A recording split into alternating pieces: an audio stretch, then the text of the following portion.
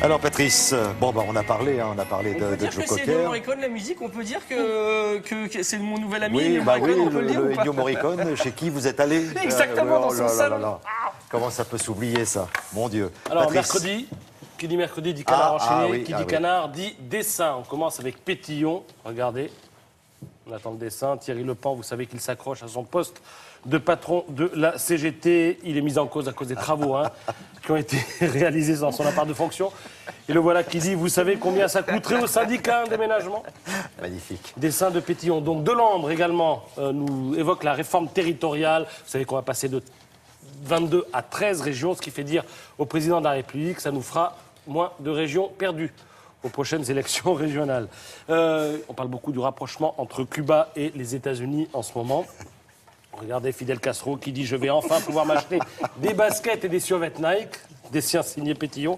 Puis alors vous avez Kiro aussi qui revient sur cette actualité-là. Regardez ce que ça lui a inspiré.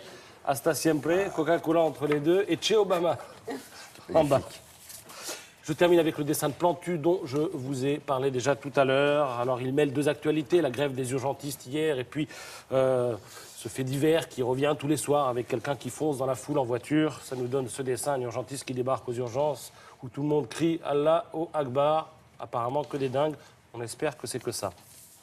Alors maintenant, je reviens très rapidement parce que je ne saurais le faire aussi bien qu'Alex l'a fait.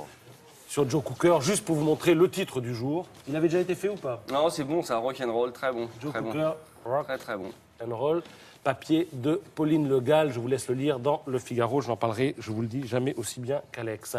Toujours dans Le Figaro, ce titre, Petit mécène, grand don. De quoi s'agit-il? Il faut savoir qu'en ce moment, le financement culturel participatif a beaucoup de succès. Il n'a jamais eu autant de succès. Pourtant, c'est la crise, mais c'est la crise aussi pour les institutions et pour l'État. Donc, du coup, les musées se tournent vers les particuliers, leur disent donnez-nous un petit peu de sous pour qu'on puisse rénover tel ou tel bâtiment. Et ça marche. Ça donne des souscriptions publiques qui fonctionnent. La dernière en date, elle a permis de récolter 155 000 euros.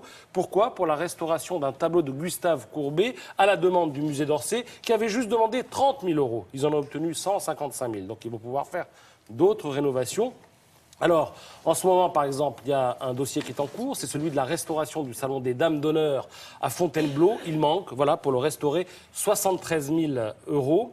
Il y a également la Moi, j'ai maison donné de... ma chronique pour changer le décor, ça n'a rien fait. Enfin, je ne vois Mais pas tu le as- résultat Il directement. faut passer par moi. Quand je Ah, demande, d'accord. là, tout de suite, l'argent arrive. Très bien. Regardez, la maison de Colette, l'écrivain, dans Lyon, il faut 300 000 euros pour la rénover. Et si on parvient à la réunir, elle sera rouverte au mois de juillet prochain. Puis vous pouvez donner pour le musée des Compagnons de la Libération qui veut se rénover.